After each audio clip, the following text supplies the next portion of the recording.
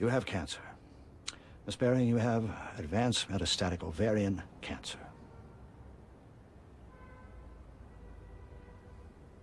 Go on.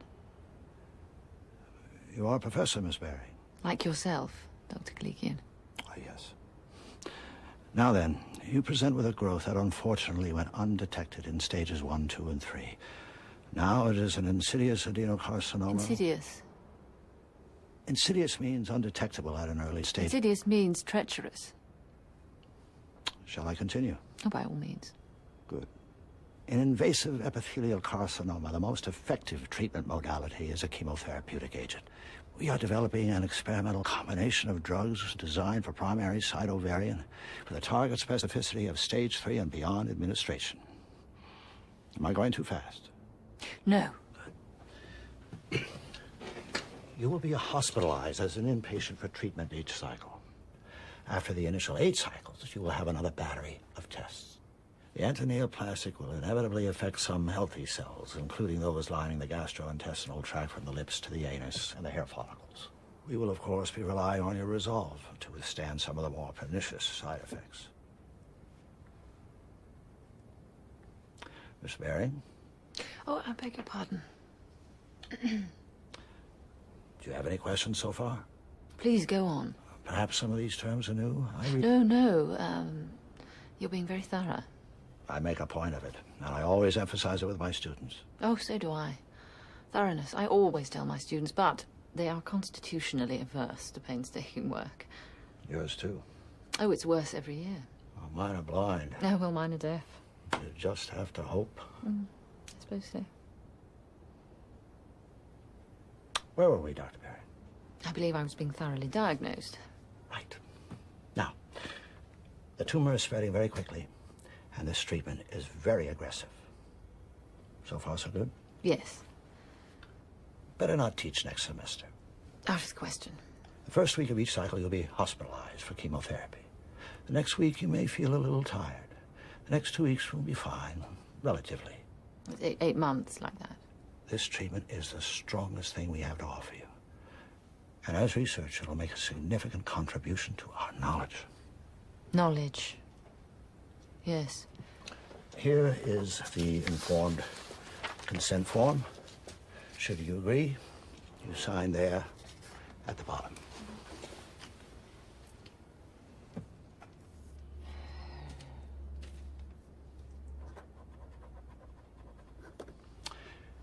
Is there a family member you want me to explain this to? Oh, that won't be necessary. Good. The important thing is for you to take the full dose of chemotherapy. There may be times when you'll wish for a lesser dose due to the side effects, but we've got to go full force. Dr. Baring? Yes. You must be very tough. Do you think you could be very tough? You needn't worry. Good. Excellent.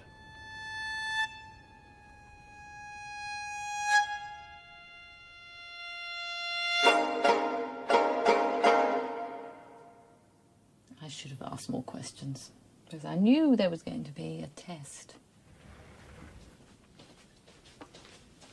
Hi, how are you feeling today? Fine. Great. That's just great. This is not my standard greeting, I assure you. I tend towards something a little more formal, a little less inquisitive. Such as, say, hello. But it is the standard greeting here, so I just say fine. Of course, it is not very often that I do feel fine. I have been asked, how are you feeling today, while I was throwing up into a plastic wash basin. I have been asked, as I was emerging from a 4-hour operation with a tube in every orifice, how are you feeling today? I'm waiting for the moment when someone asks me this question and I am dead. I'm a little sorry I'll miss that.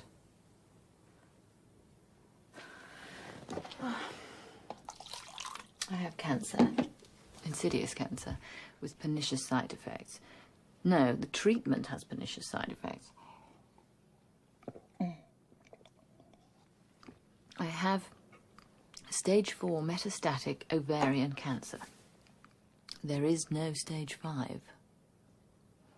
Oh, and I have to be very tough. It appears to be a matter, as the saying goes, of life and death. I know all about life and death. I am, after all, a professor of 17th century poetry, specialising in the holy sonnets of John Donne, which explore mortality in greater depth than any other body of work in the English language. And I know for a fact that I am tough. A demanding professor, uncompromising, never one to turn from a challenge. That is why I chose to study John Donne, while a student of the great E.M. Ashford.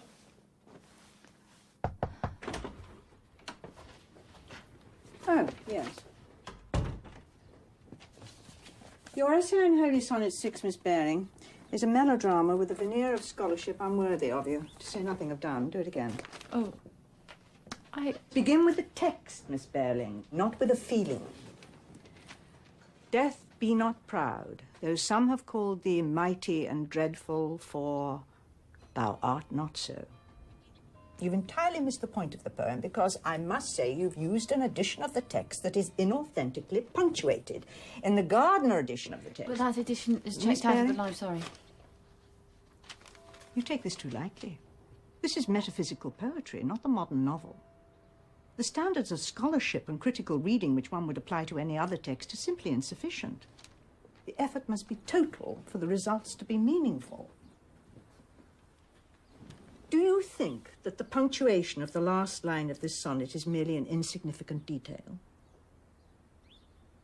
The sonnet begins with a valiant struggle with death, calling on all the forces of intellect and drama to vanquish the enemy. But it is ultimately about overcoming the seemingly insuperable barriers separating life, death, and eternal life. In the edition you chose, this profoundly simple meaning is sacrificed to hysterical punctuation. And death, capital D, shall be no more, semicolon. Death, capital D, comma, thou shalt die, exclamation mark. If you're going for this sort of thing, I suggest you take up Shakespeare. Gardner's edition of the Holy Sonnets returns to the Westmoreland manuscript source of 1610, not for sentimental reasons, I assure you, but because Helen Gardner is a scholar. It reads, and death shall be no more, comma, death thou shalt die. Nothing but a breath, a comma, separates life from life everlasting. Very simple, really. With the original punctuation restored, death is no longer something to act out on a stage with exclamation marks. It is a comma, a pause. In this way, the uncompromising way, one learns something from the poem, wouldn't you say? Life, death, soul, God, past, present. Not insuperable barriers, not semicolons. Just a comma. Life, death, I see. It's a metaphysical conceit, it's wit. I'll go back to the library and It is not wit, Miss Baring, it is truth. The paper's not the point. Isn't it? Vivian, you're a bright young woman. Use your intelligence. Don't go back to the library. Go out. Enjoy yourself with friends, hmm?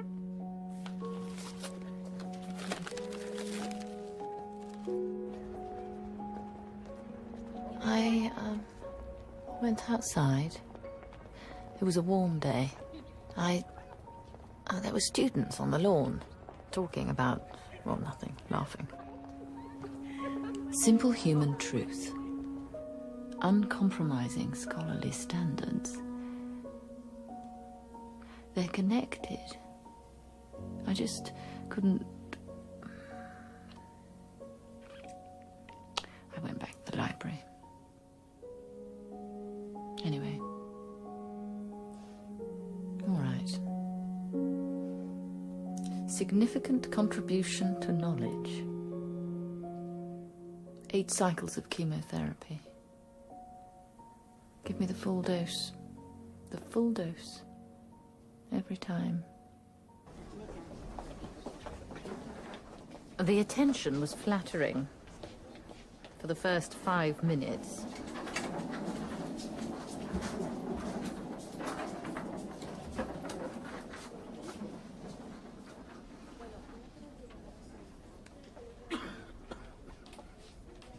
Name? My name.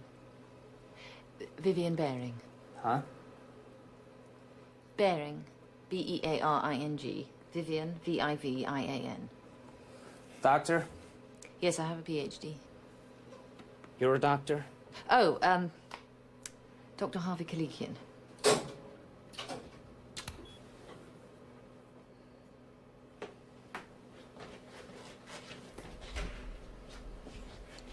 I am a doctor of philosophy. Take a deep breath and hold it. Okay. A scholar of 17th century poetry. Arms above your head and hold it. Okay. I have made an immeasurable contribution to the discipline of English literature. I am, in short, a force. Okay, that's it. Name? Lucy, Countess of Bedford. I don't see it here. My name is Vivian Baring, B-E-A-R-I-N-G. Dr. Kalikian is my doctor. Okay. Lie down.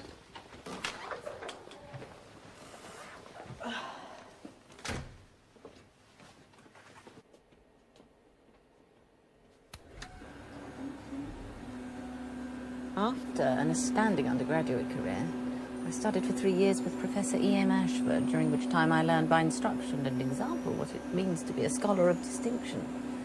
As her research fellow, my principal task was the alphabetizing of index cards for Ashford's monumental critical edition of Donne's Devotions upon Emergent Occasions. I am thanked, in the preface, Miss Vivian Baring for her able assistance.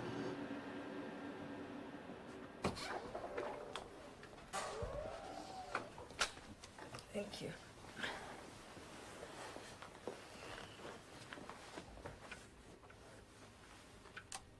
Where's your wheelchair? I do not know. I was busy just now. Well, how are you gonna get out of here? I could walk. It's not permitted. Well, I do not know. Perhaps you would like me to stay. I guess I gotta go find you a chair. Don't inconvenience yourself on my behalf. It's a 2cc drip. You want to increase that? Sure, yeah, make it 4. Miss Baring, this is Jason Posner. He's going to do your medical history and ask you a few questions. He's Dr. Kalikian's fellow. Professor Baring, I'm Dr. Posner, clinical fellow at the medical oncology branch, working with Dr. Kalikian. Sit over here, please. Professor Baring, I was a student at the university. I took your course in 17th century poetry. Did you? Yes, I thought it was excellent. Well, thank you. Were you an English major? No, biochemistry. But you can't get into med school unless you're well-rounded. And I made a bet with myself that I could get an A in the 3 hardest courses on campus. How'd you do, Jace? Success. Really? A minus. It was a very tough course. Yeah, I'll call you. Okay.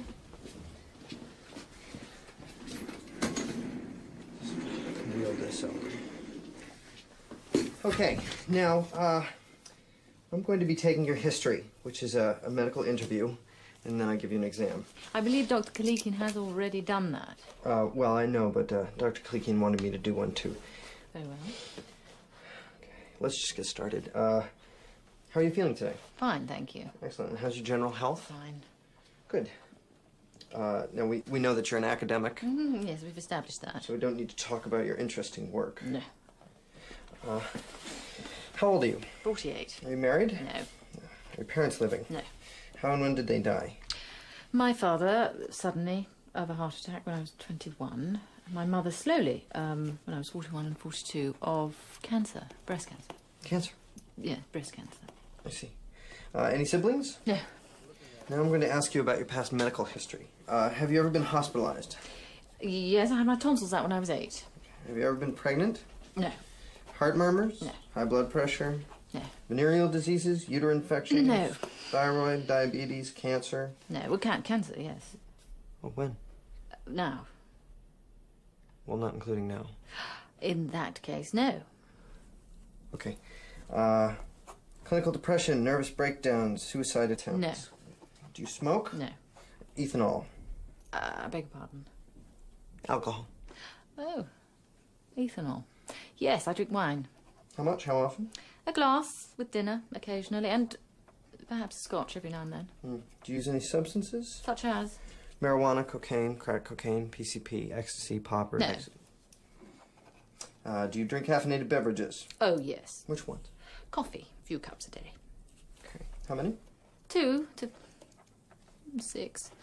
But I really don't think that's immoderate. How often do you undergo routine medical checkups? Well, not as often as I should probably, but I've felt fine, I really have. So the answer is... Every 3 to 5 years. What do you do for exercise? Pace. Are you having sexual relations? Not at the moment. Are you pre- or postmenopausal? Post. When did your period stop? About 2 years ago. Okay. When did you first notice your present complaint? This time now. Yes. Oh, well, about 4 months ago I felt a pain in my stomach, in my abdomen, like a cramp, but not the same. How did it feel? Like a cramp. But not the same. Duller and stronger, but I can't describe it. What happened next? Well, I don't know. I started noticing my body, little things. I would be teaching and feel a sharp pain. What kind of pain? Sharp. And sudden. Then it would go away. Or, I would be tired, exhausted. I was working on a major project, the article on John Donne for the Oxford Encyclopedia of English Literature. It was a great honour, but I had a very strict deadline. So would you say you were under stress? It wasn't so much more stress than usual. I just couldn't withstand it this time. I don't know. So I went to see Dr. Chin, my gynaecologist, after I'd turned in the article, and explained all this. She examined me and sent me to Jefferson, the internist, who sent me to Kalikian because he thought I might have a tumour. And that's it? Till now. That's very interesting. Well, I guess we'll start the exam. Why don't you just sort of lie back and relax. Won't take a minute.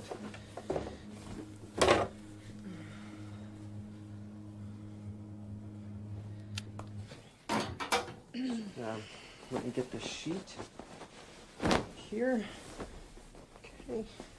Okay. Oh yeah.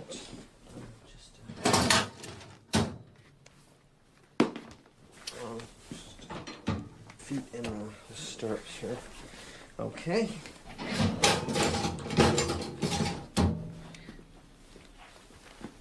Okay.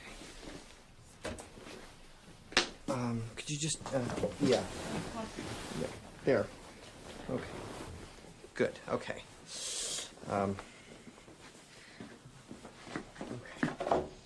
Okay.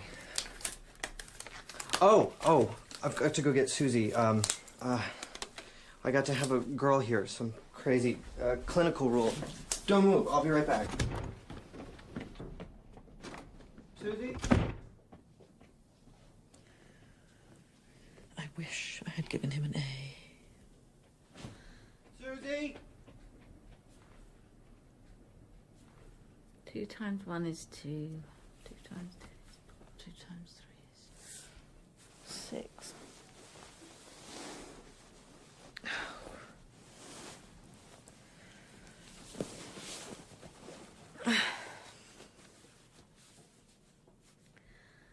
Death be not proud, though some have called thee mighty and dreadful.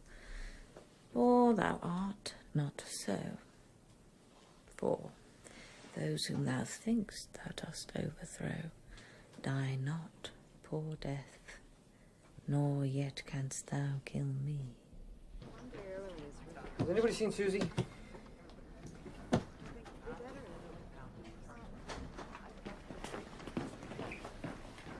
One short sleep past, we wake eternally, and death shall be no more, comma, Death, thou shalt die. Okay, here's everything. Okay. What is this? Why did you leave her like I had to this? find you now. Come on. We're ready, Professor Baring. Get this on. All right. All right. Just get this up.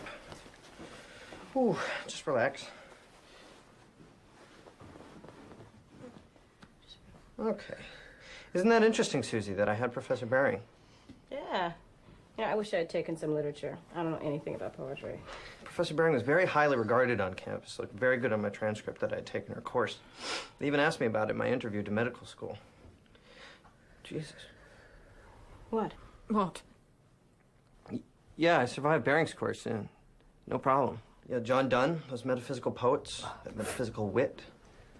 Hardest poetry in the English department. I'd like to see them try biochemistry. Okay. We're almost done. All right. Yeah, okay. That's it. We're done.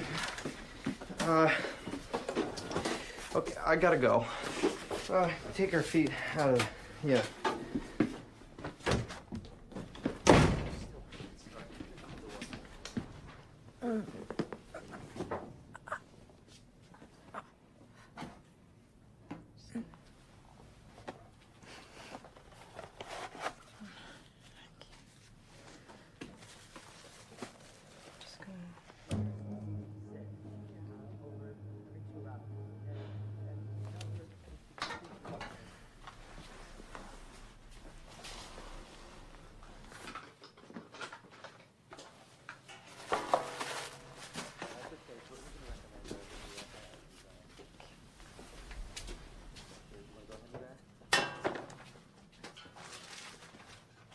That was hard. That was...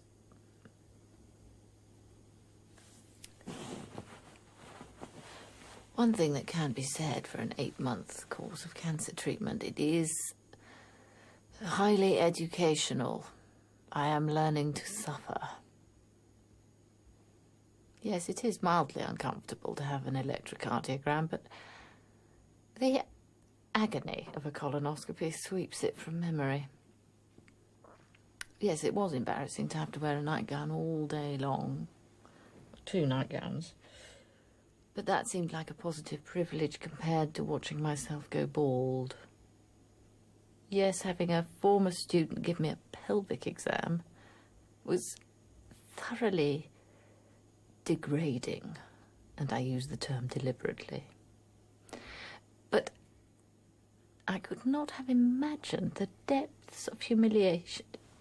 Oh.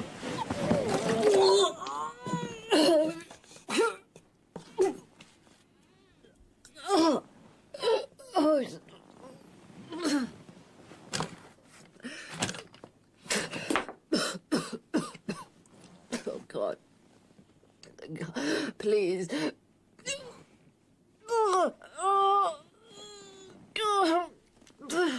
Steady. Steady. Oh, God.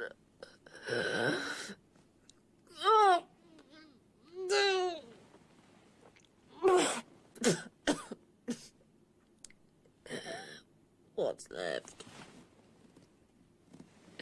I haven't eaten in 2 days. What's left to puke?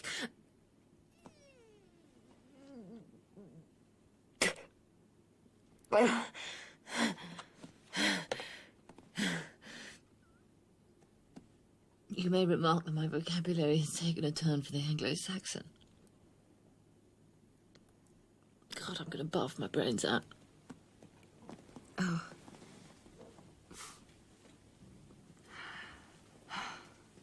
If I did actually barf my brains out, it would be a great loss to my discipline. Of course, not a few of my colleagues would be relieved, to say nothing of my students. It's not that I'm controversial. Just uncompromising.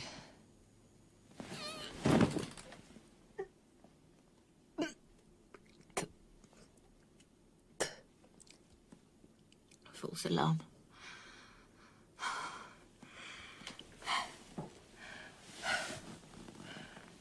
If the word went round that Vivian Baring had bathed her brains out, well, first, my colleagues, most of whom are my former students, would scramble madly for my position. And then their consciences would flare up. So to honour my memory, they would put together a collection of their essays about John Donne. The volume would begin with a warm introduction capturing my most endearing qualities. It would be short, but sweet. Published and perished. Now, watch this. I have to ring the bell. How you doing, Miss Baring? You having some nausea? Yes. Okay, I'll be with you in a second. Someone has to come and measure this emesis and record it on a chart of my intake and output. This counts as output.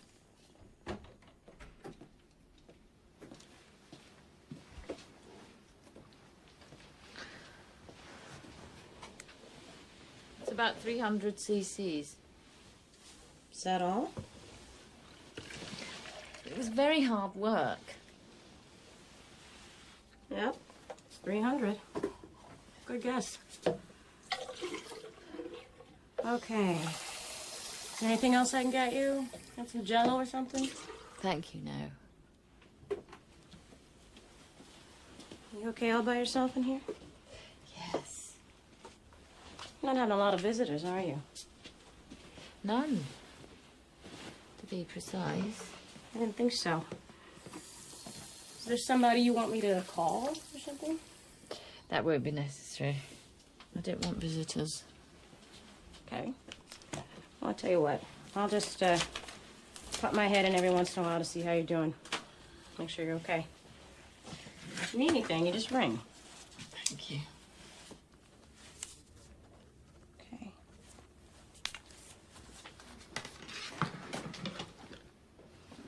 You just call.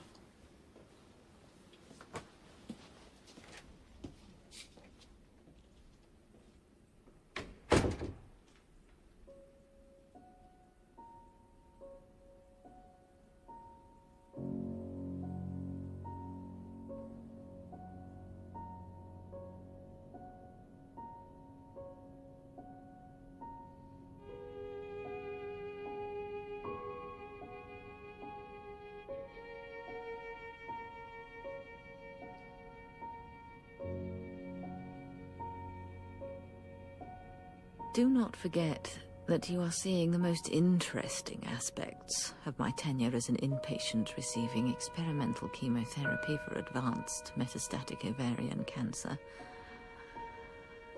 But as I am a scholar, I feel obliged to document what it is like here most of the time between the dramatic climaxes. In truth, it is like this. You cannot imagine how time can be so still. It hangs. It weighs. And yet there is so little of it. It goes so slowly. And yet it is so scarce. If I were writing this scene, it would last a full 15 minutes. I would lie here, and you would sit there.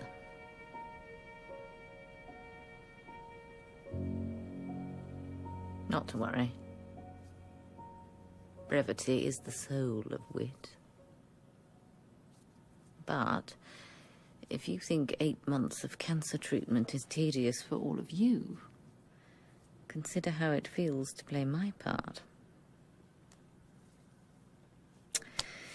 All right, all right. Let's say it's Friday morning. Grand rounds is what they call it. Action! Dr. Baring? Dr. Kalikian. Professor Baring, how are you feeling today? Fine. Great, just great. Very late detection, stage just 4 upon admission. hexamethylphosphacil with vinplatin to potentiate. Hex at 300 milligrams per meter squared, vin at 100. Today is cycle 4, day 3. All cycles are at the full dose. Primary site is here, behind the left ovary. Metastases are suspected in the peritoneal cavity, mainly in this area here. Full lymphatic involvement. At the time of first look surgery, a significant part of the tumor was debulked, mainly in this area here. Left, right ovaries, fallopian tubes, uterus, all out. Evidence of primary site shrinkage. Shrinking in metastases has not been documented. Primary mass, frankly palpable in pelvic exam, all through here. Excellent command of details. Okay. Problem areas with X and Vin? Myelosuppression. First, of course, is myelosuppression, a lowering of blood cell counts. That goes without saying. With this combination of agents, nephrotoxicity will be next. Anybody else? Side effects? Nausea, vomiting. Jason? Routine. Pain while urinating. Routine. Psychological depression. No way. Oh, anything else? Other complaints with Hex and Vin? Come on. Mouth sores? Not yet. Skin rash? No. Why do we waste our time, Dr. Berry? I do not know, Dr. Kalikian. Use your eyes. Good grief. Hair loss. Come on. Doesn't count. You can see that. Jason? Hair loss after first cycle of treatment. That's better. Dr. Berry, full dose. Good. Excellent. Keep pushing the fluids.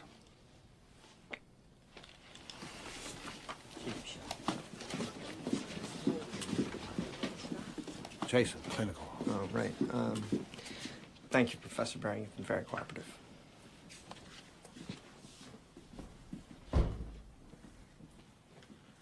Wasn't that grand?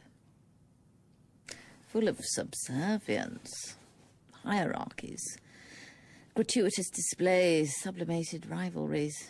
I feel completely at home. It is just like a graduate seminar. With one important difference.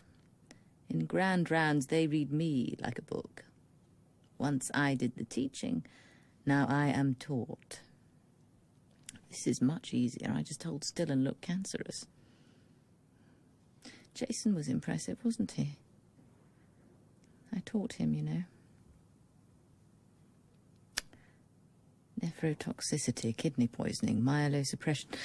They are medical terms. I look them up. It has always been my custom to treat words with respect.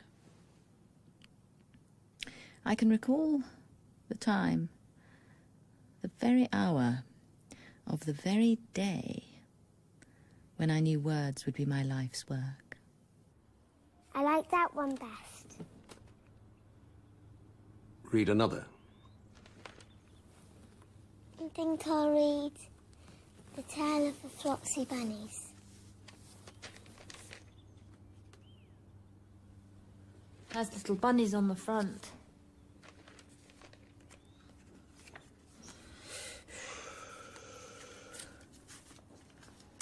The Tale of the Flopsy Bunnies by Beatrix Potter.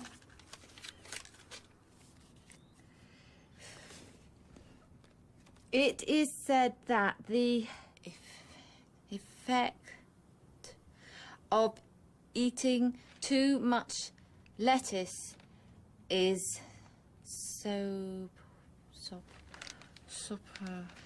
what is this word? Say it in bits.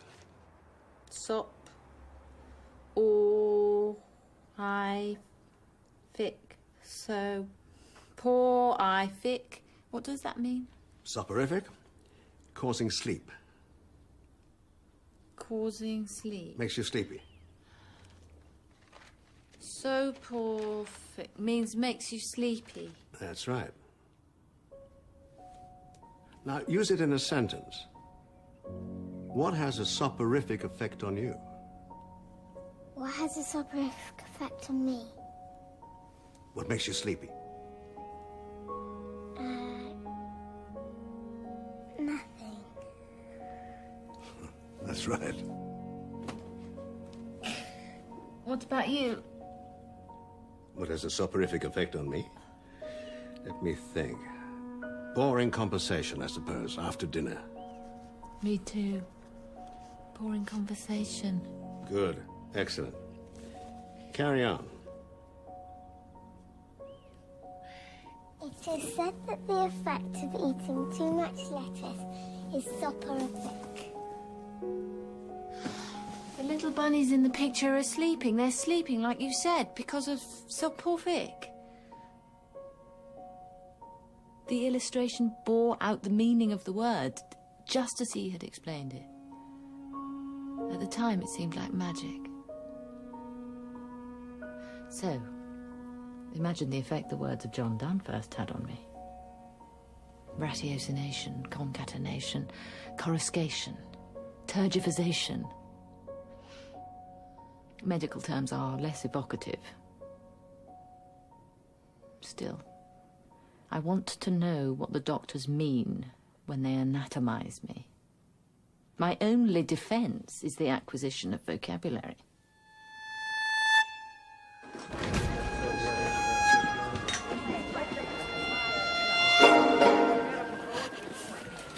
Fever. And neutropenia. Okay, when did it start? I was at home reading. I felt so bad. I called. Fever and neutropenia. They said to come in. You did the right thing. Did somebody drive you? No cab. I took a taxi. Okay.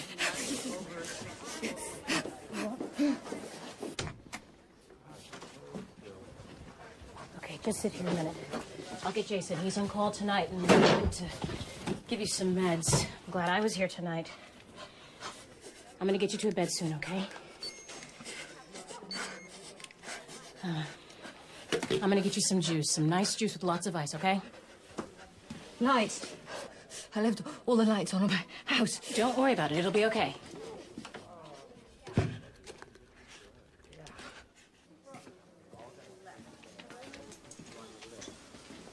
Here.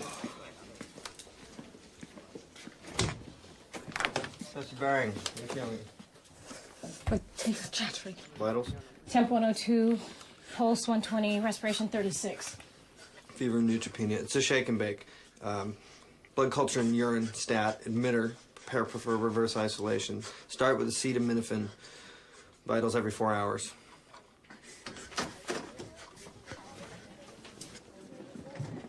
Jason, I think you need to talk to Kalikian about lowering the dose for the next cycle. It's too much for her like this. Lower the dose. No way. She's tough. She can take it. Full dose. Wake me when the counts come from the lab.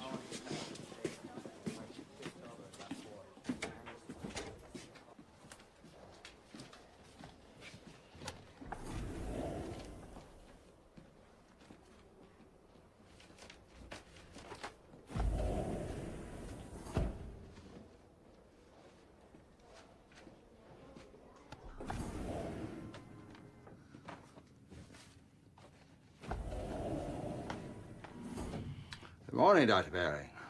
Full dose? Definite progress. Everything okay? Yes.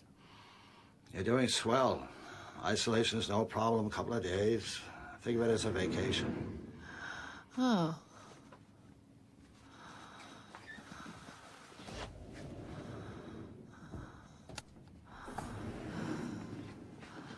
Listen. Oh, okay.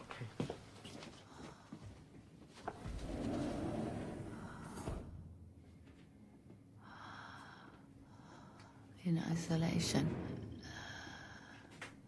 I am isolated.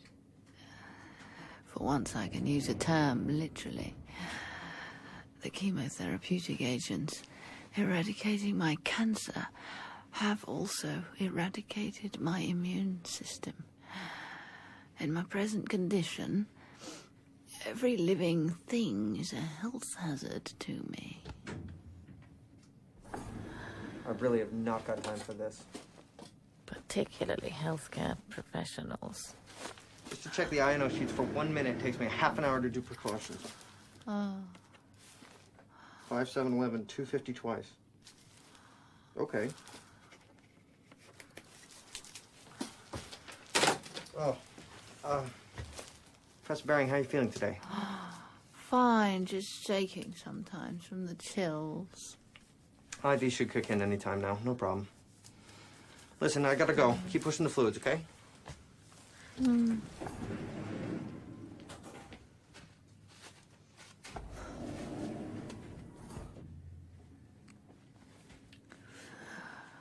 I am not in isolation because I have cancer. Because I have a tumor the size of a grapefruit. No. I am in isolation because I am being treated for cancer. My treatment imperils my health. Herein lies the paradox. John Donne would revel in it.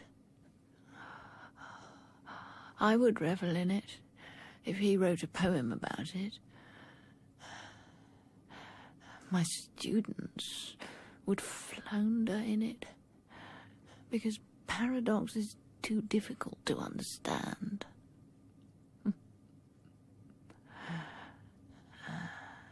Think of it as a puzzle, I would tell them, an intellectual game.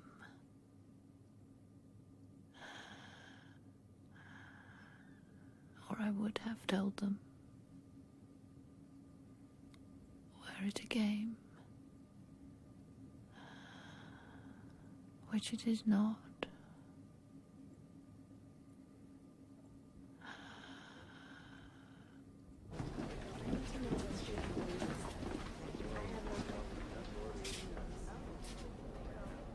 Through death on else immortal us.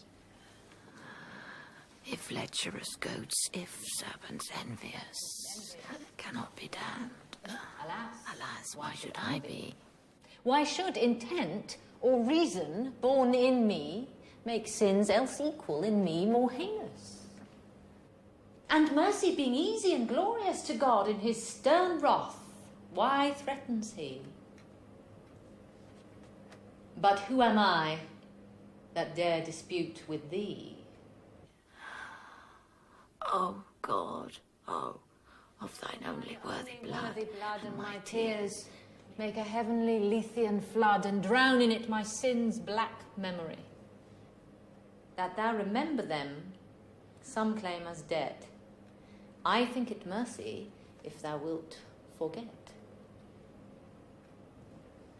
A typical prayer would plead, remember me, O Lord. True believers ask to be remembered by God. The speaker of this sonnet asks God to forget. We want to correct the speaker.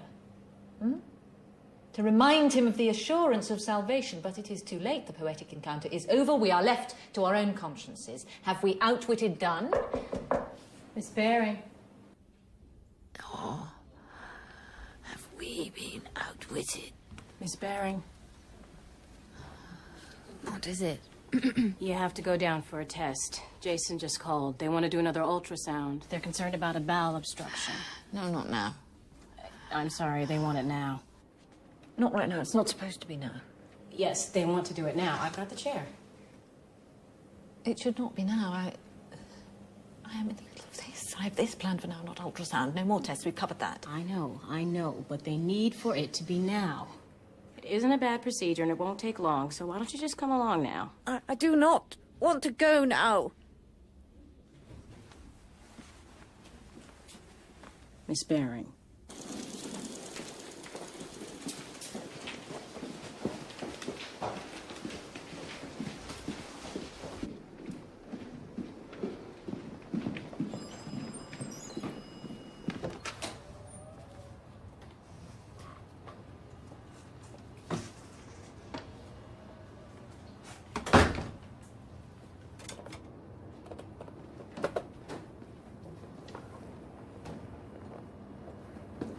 Name? Bearing. Kilikian. It'll just be a minute. Time for your break. Yep. Take a break.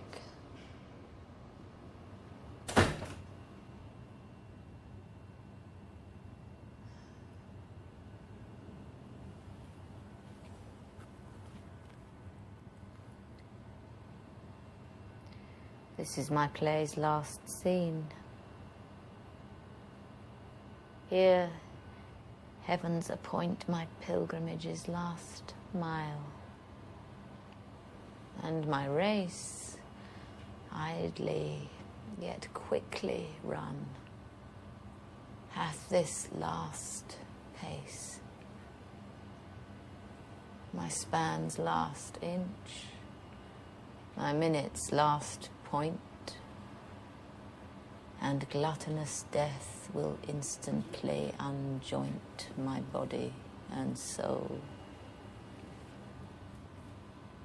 John Donne, 1609.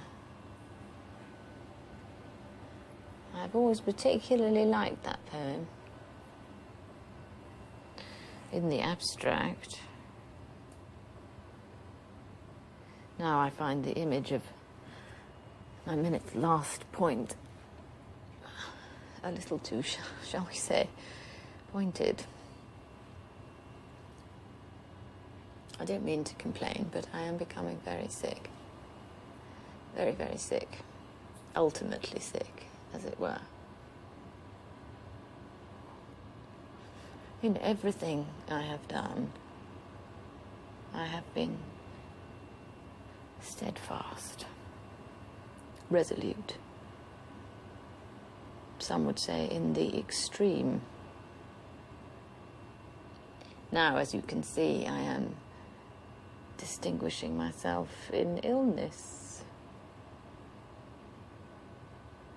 I have survived 8 treatments of hexamethylphosphocil and vinplatin at the full dose, ladies and gentlemen. I have broken the record. I have become something of a celebrity. Kalikian and Jason are simply delighted.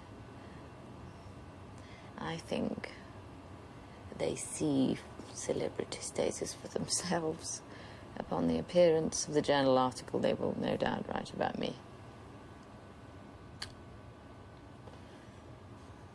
But I flatter myself the article will not be about me.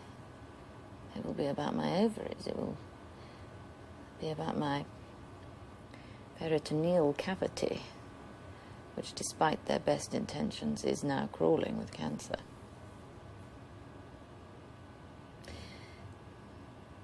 What we have come to think of as me is, in fact, just the specimen jar, just the dust jacket, just the white piece of paper that bears the little black marks.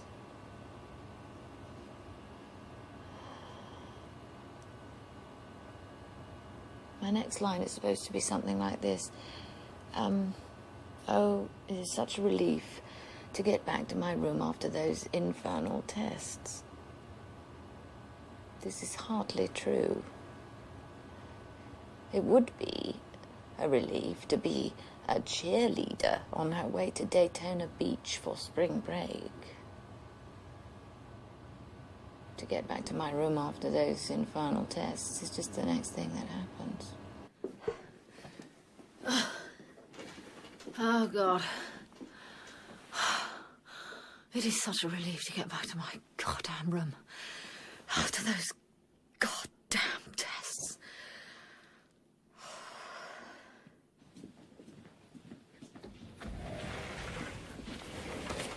Professor Baring, just want to check your eye, you know.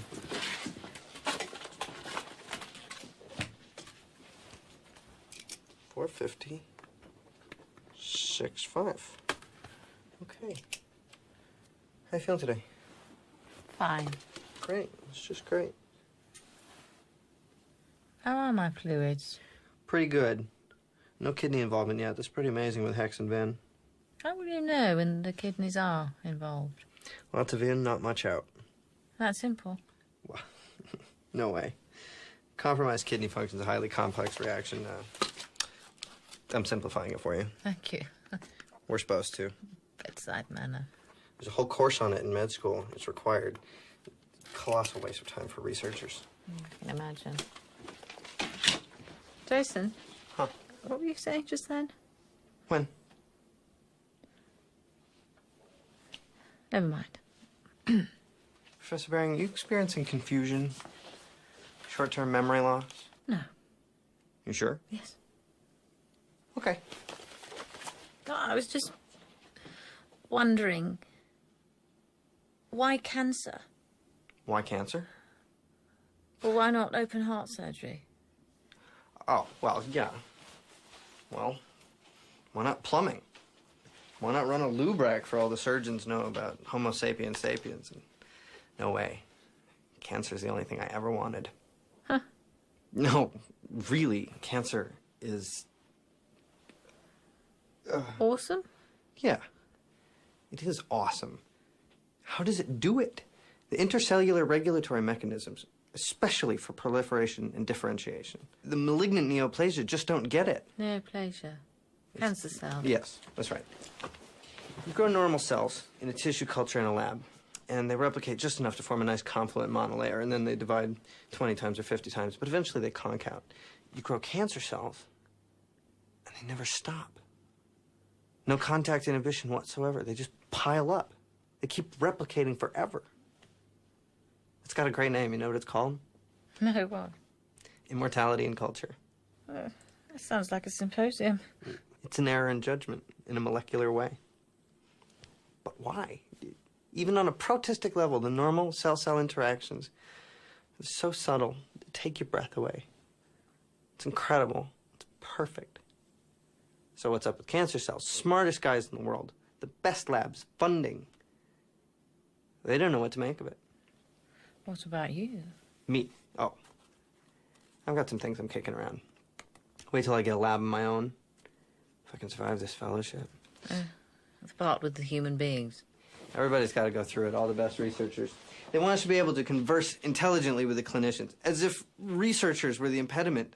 Clinicians are such troglodytes. Just cut the crap, I say. Are you going to be sorry when...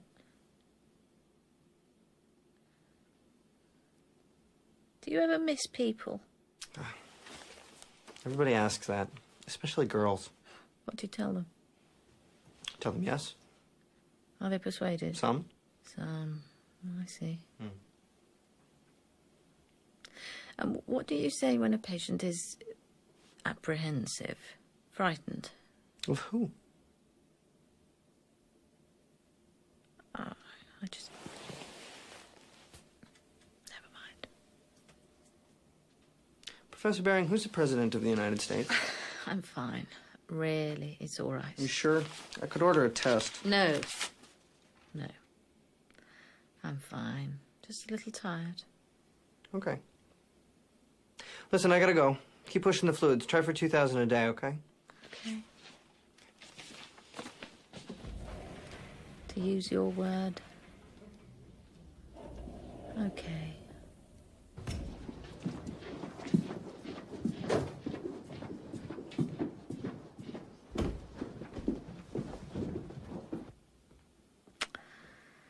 So, the young doctor, like the senior scholar, prefers research to humanity. At the same time, the senior scholar, in her pathetic state as simpering victim, wishes the young doctor would take more interest in personal contact.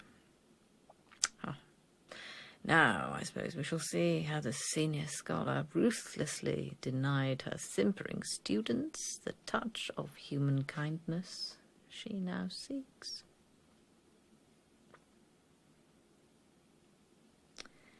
How, then, would you characterize... You! How would you characterize the animating force of this sonnet? Huh? In this sonnet, what is the what is the principal poetic device? I'll give you a hint. It has nothing to do with football. What propels this sonnet? You can come to this class prepared, or you can excuse yourself from this class, this department, and this university. Do not think for a moment that I will tolerate anything in between.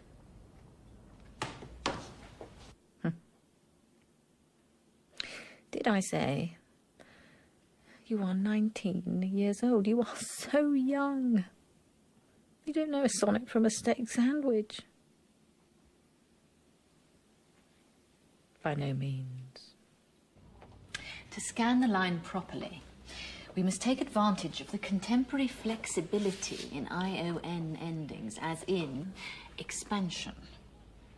The quatrain stands: Are two souls, therefore, which are one, though I must go, endure not yet a breach, but an expansion, like gold to airy thinness beat. Bear this in mind in your reading. That's all for today.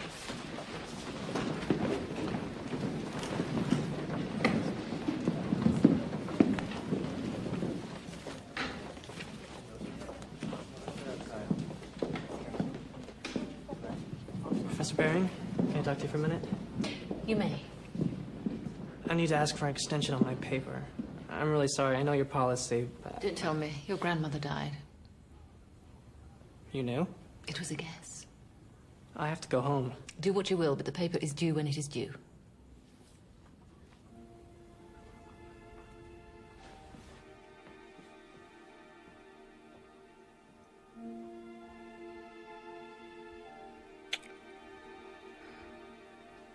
I don't know.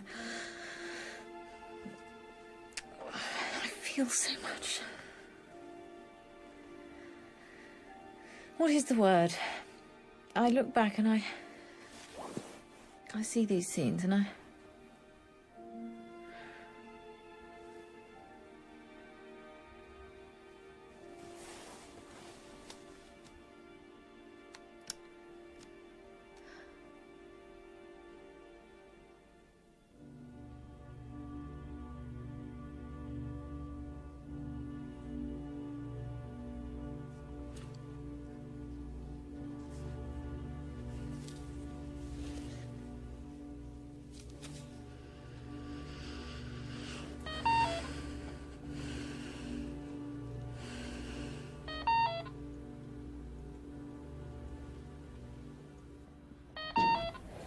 Baring, is that you beeping at 4 o'clock in the morning?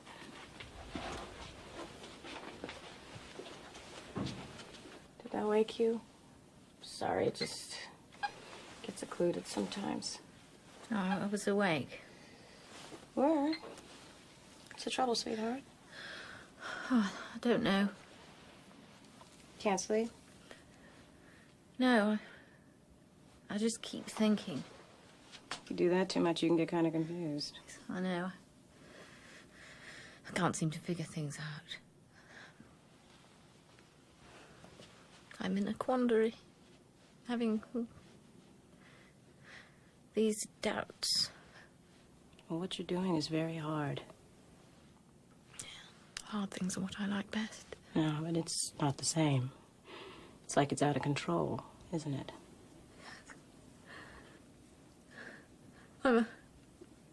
I'm scared. Of course you are.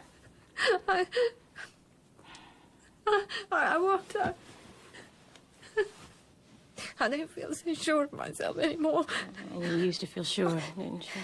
Yes. I used to feel sure. Oh, Vivian, it's okay. It's all right. And it hurts. I know. It's all right. It's all right. It's okay.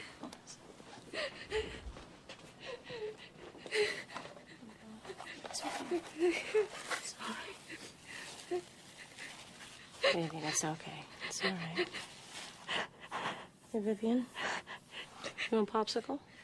Yes, please. Okay. I'm gonna go get one. I'll be right back, okay? The epithelial cells in my GI tract have been killed by the chemo. The cold popsicle feels good. It's something I can digest, and it helps keep me hydrated. For your information. There you go. Thank you.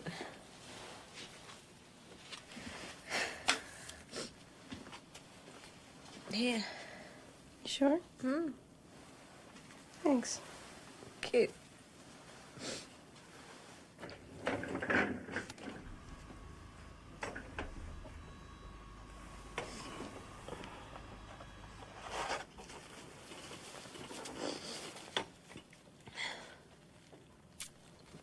You know, when I was a kid, we used to get these from a truck. The man would come around and he'd ring his bell and we'd all go running over. And then we'd sit on the curb and eat our popsicles. It's pretty profound, huh? Sounds nice.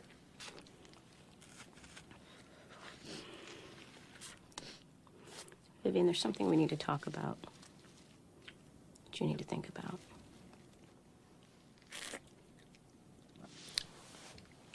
My cancer's not being cured, is it?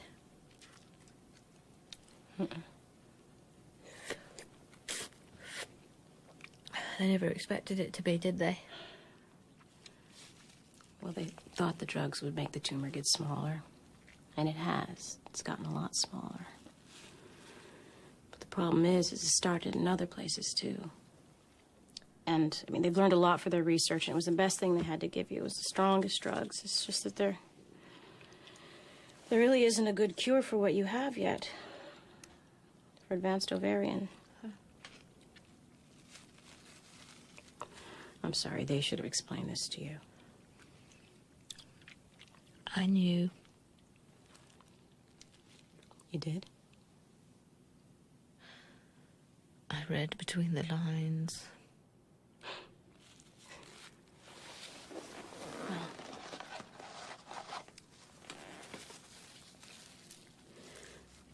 What you need to think about is your code status. What you want them to do if your heart stops beating. Well? Well, you can be full code, which means that if your heart stops, we'll call a code blue, and the code team will come in and resuscitate you and take you to intensive care until you stabilize. Or you can be do not resuscitate, which means that if your heart stops, we'll just let it. You'll be DNR. And you can think about it, but I just wanted to present you with both choices before Kalikian and Jason come in and talk to you. You don't agree about this? They like to save lives. So anything's okay as long as the life continues. Doesn't matter if you're hooked up to 1 million machines. Kalikian's a great researcher, he is, and the fellows like Jason, they're really smart. And it's an honor for them to be working with him. They always want to know more things. I always want to know more things. I'm a scholar. Or I was. When I had shoes. When I had eyebrows. Okay, well, that's fine. I mean, you'll be full code. No. Don't complicate the matter. No, really, it's fine. It's up to you. Just let it stop. Really? Yes. So if your heart stops beating... Just let it stop.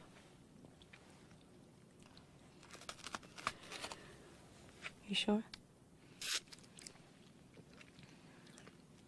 Yes. Okay. Okay, I'll get Kalikian to give the order, and then... Susie. Yeah? You're still going to take care of me, aren't you? Of course I am. Don't you worry, sweetheart.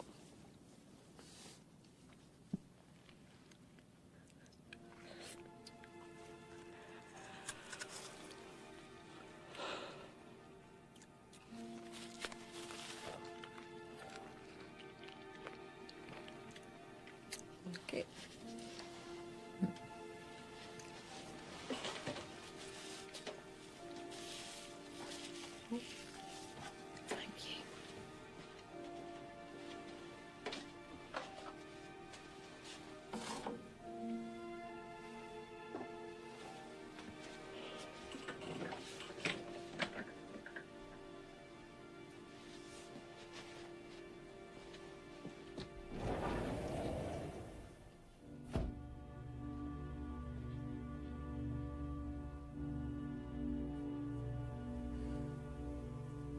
Well, that certainly was a maudlin display.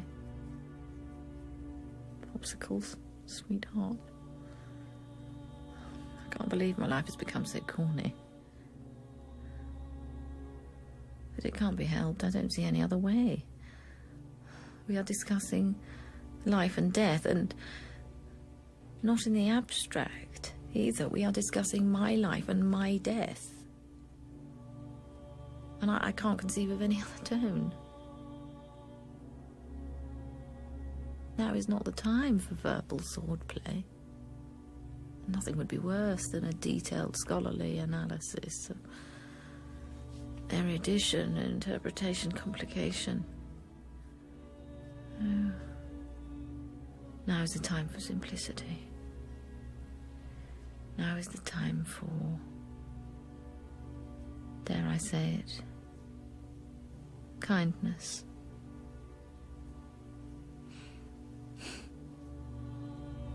I thought being extremely smart would take care of it. But I see that I have been found out. Ooh.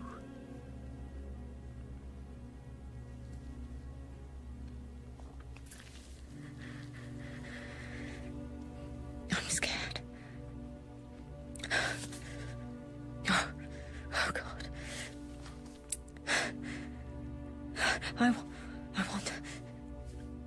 I want.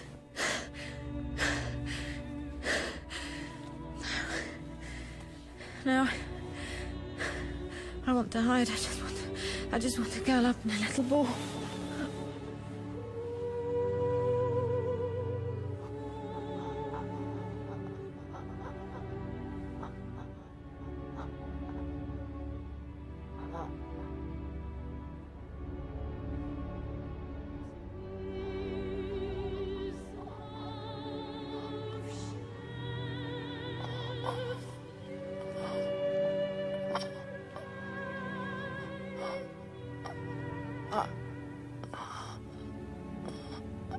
I want to tell you how it feels.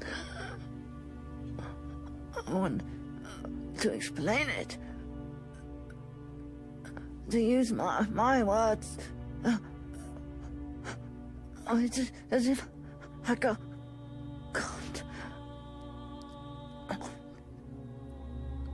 There aren't.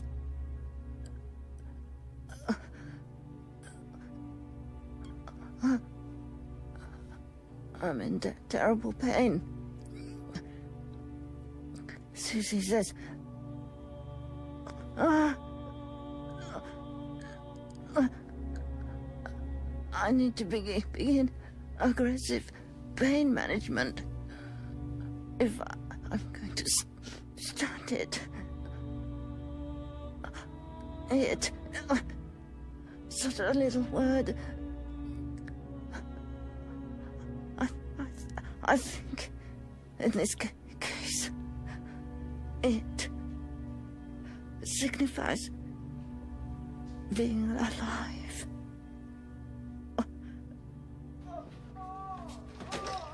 Okay.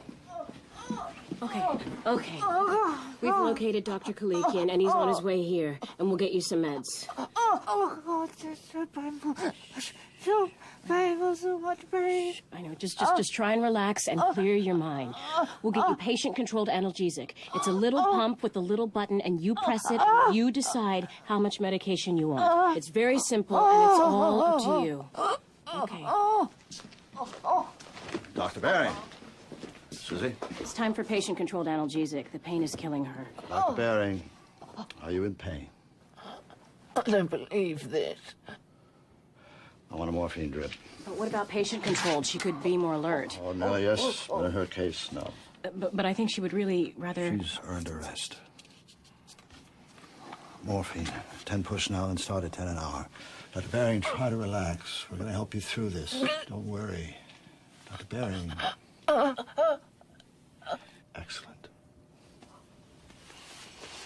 Susie.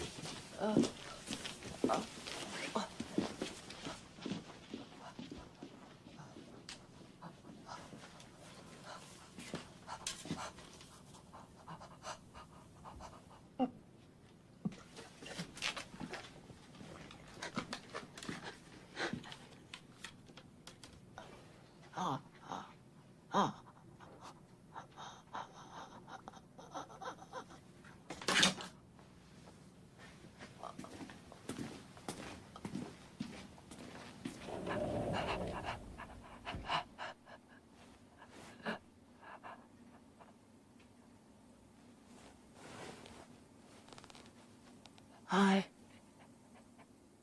How are you feeling today? These are my last coherent lines. I'll have to leave the action to the professionals. It came so quickly after taking so long. There's not even time for a proper conclusion.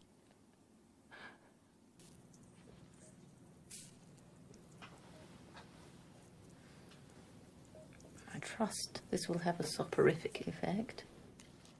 Well, I don't know about that, but it sure does make you sleepy.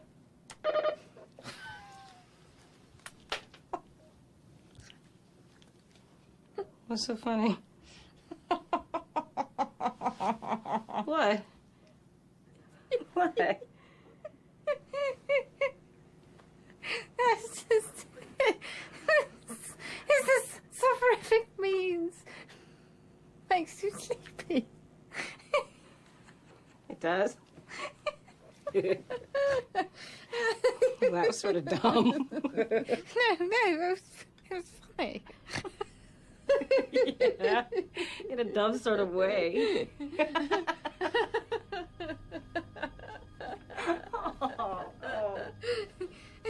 Oh. Well, I'm glad you explained it to me. I never would have gotten that. I'm a teacher.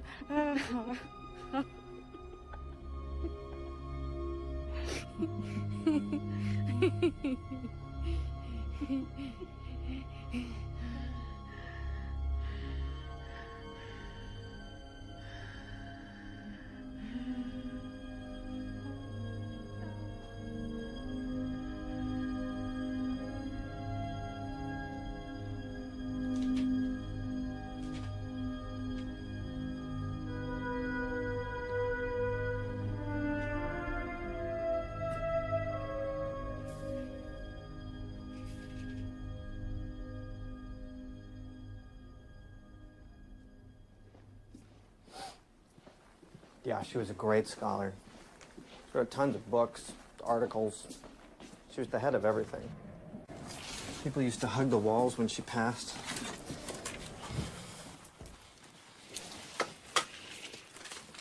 $275, $520. Let's up the hydration. She won't be drinking anymore. See if we can keep her kidneys from fading. Yeah, I had a lot of respect for her. Just more than I can say for the entire biochemistry department. What do you want, dextrose? Give her saline. She gave a hell of a lecture. No notes. Not a word out of place. It was pretty impressive. A lot of students hated her, though. Why? Well, she wasn't exactly a cupcake. She hasn't exactly been a cupcake here either. Now, Miss Baring, Jason and I are here. We're going to insert a catheter to collect your urine. It's not going to hurt, so don't you worry. Like she can hear you. It's just nice to do. 8 cycles of Hexenbin at the full dose. Kleekian didn't think it was possible. I wish they could all get through it at full throttle. Then we could really have some data. It's not what I imagined, you know? I thought someone who studied poetry would be more dreamy. Not the way she did it. Her course was more like boot camp than English class. This guy, John Dunn, was incredibly intense. Like your whole brain had to be in knots before you could get it. Oh, he made it hard on purpose? Well, it has to do with the subject matter. The holy sonnets we worked on most, they were mainly about salvation anxiety.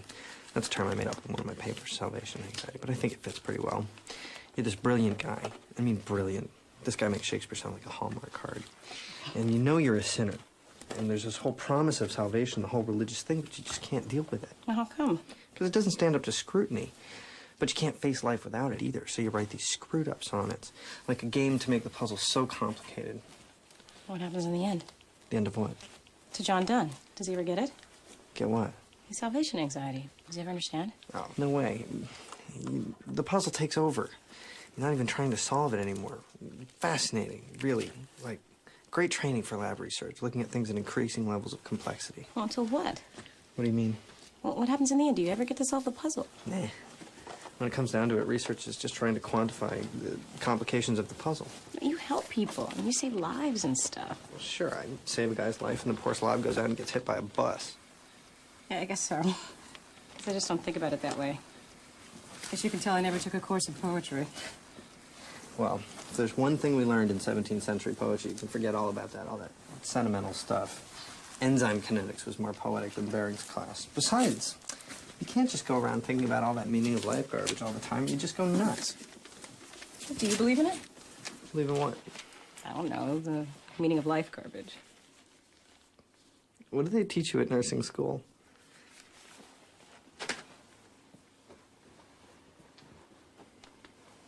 She's out of it. Shouldn't be too long. You done here? Yeah, I'll just tidy up.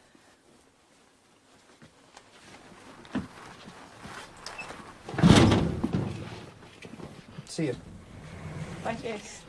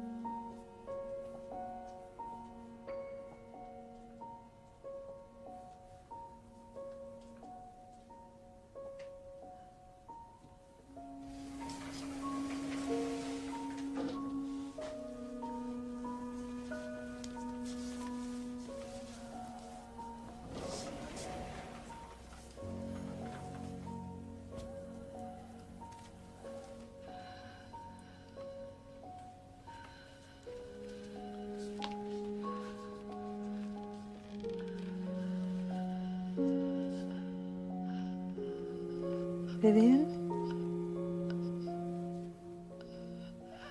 Vivian? It's Evelyn. Vivian?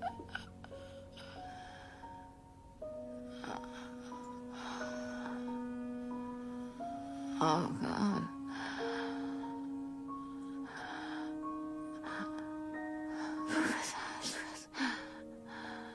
Oh, God.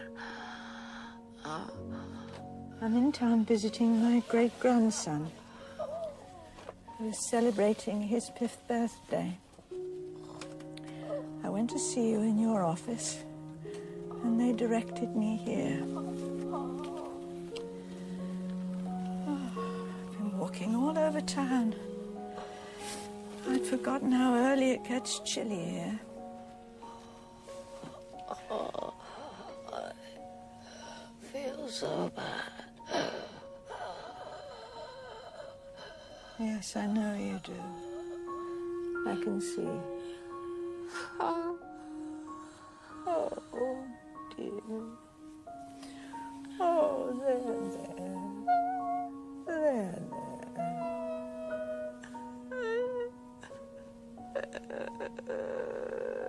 Oh, Vivian. Vivian.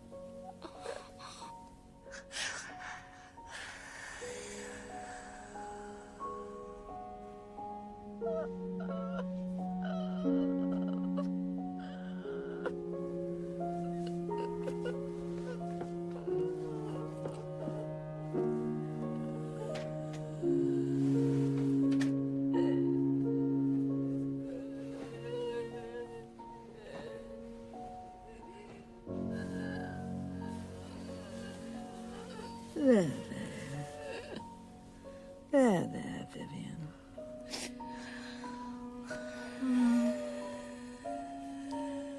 It's a windy day. Don't worry, dear. Let's see. Shall I recite something to you? Would you like that? I'll recite something by Donne.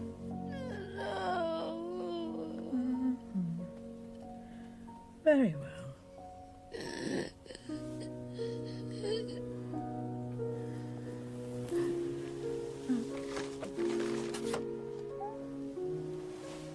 Let's see.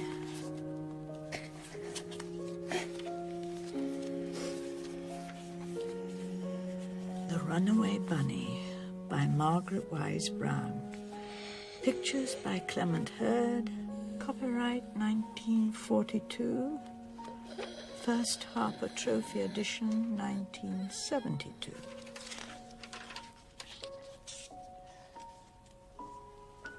Once there was a little bunny who wanted to run away. So he said to his mother, "I'm running away."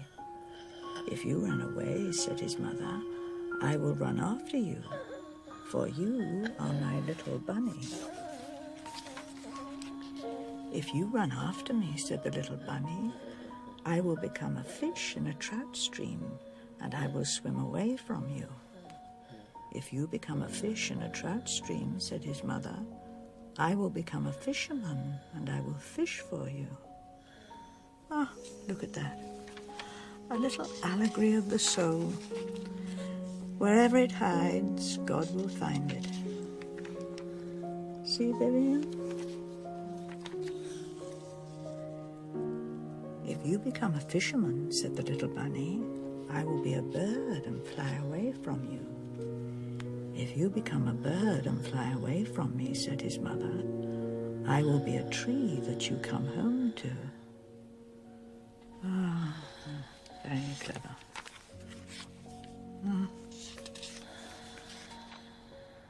"Shucks," said the little bunny. "I might just as well stay where I am and be your little bunny." And so he did. "Have a carrot," said the mother bunny.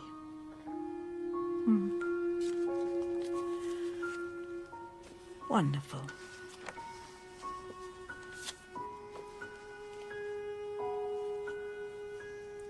Time to go.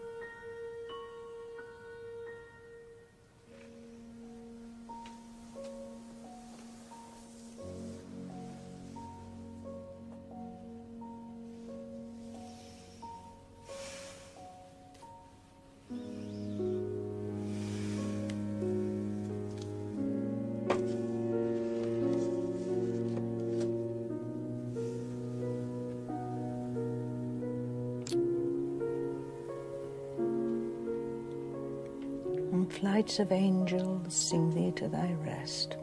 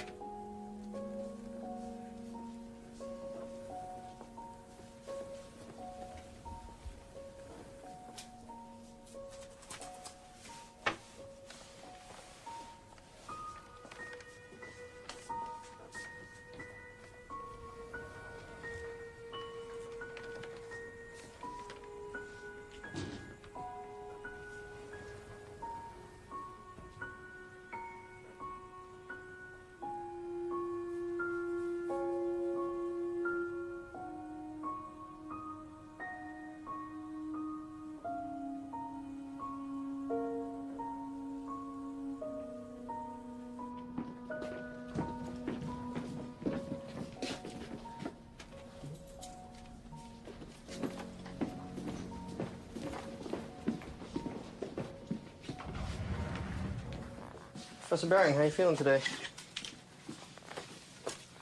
3 p.m. IV hydration totals.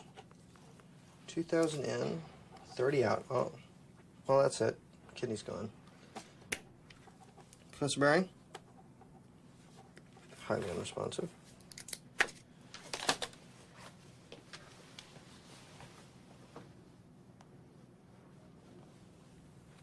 I see.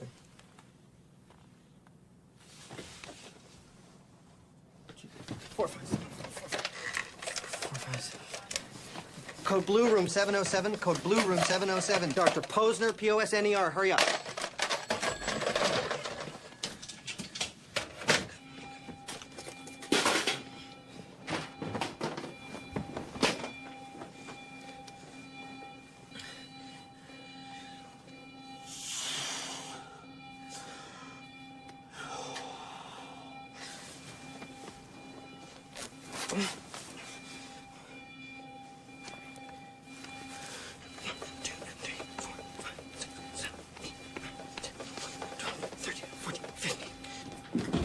What are you doing? The goddamn code. She's Get over DNR. here. She's research. She's no code, Jason. She's no code. Kalikian put the order in. You were right there. You saw it yourself. God, the code. 575. Cancel code, room 707. Sue Monahan, primary nurse. No, Dr. Posner's. No. I got it. No, no. Get out of the way. The Have the patient staff is no move out. code. She's DNR. Let's go. Let's move it. The patient is DNR. Okay, unit staff, clear. She's listen. Back She's away do from the not bed. resuscitate. Put the machine patient on. Let's is go. The patient There's is no pulse. code. No pulse. Doctor, The get that patient board is no under. Let's code. roll it. Hey, Ready? Get the board out under. the way. Stop it. He's charging. Listen Give to her 1 me. milligram of The orders ethanol. get us back. Keep Dr. it going. Kalikian, Bicarbonate. do not resuscitate. Stop. Hey, Have no, the bicarbonate on. resuscitate. She's no code. Move out the way. Go. Stop this. Still no reading. No pulse. Hey. Clear. Hey, Get listen. alone. I made a mistake. No code. The patient is no code. Who the hell are you? I'm Sue Monahan. I'm the primary nurse. Let me see the goddamn chart. The patient is no code. Just get away from her. Do not resuscitate. Kalikian. The order was put in yesterday. It's a doctor screw up. What is he, a resident? Got us up here on a DNR. Called a code and a no code.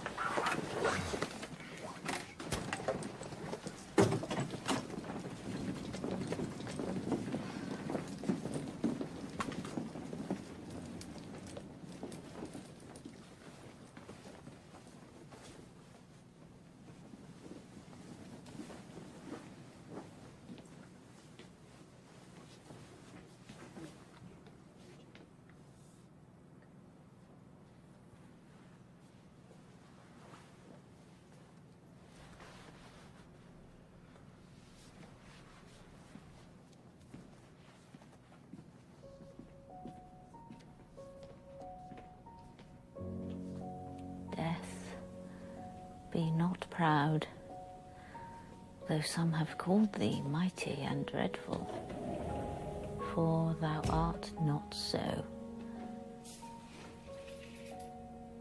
For those whom thou think'st thou dost overthrow, die not, poor death, nor yet canst thou kill me. Thou art slave to fate, chance, kings, and desperate men, and dost with poison, war, and sickness dwell. And poppy or charms can make us sleep as well and better than thy stroke. Why swell'st thou then? One short sleep past, we wake eternally, and death shall be no more, comma. Death, thou shalt die.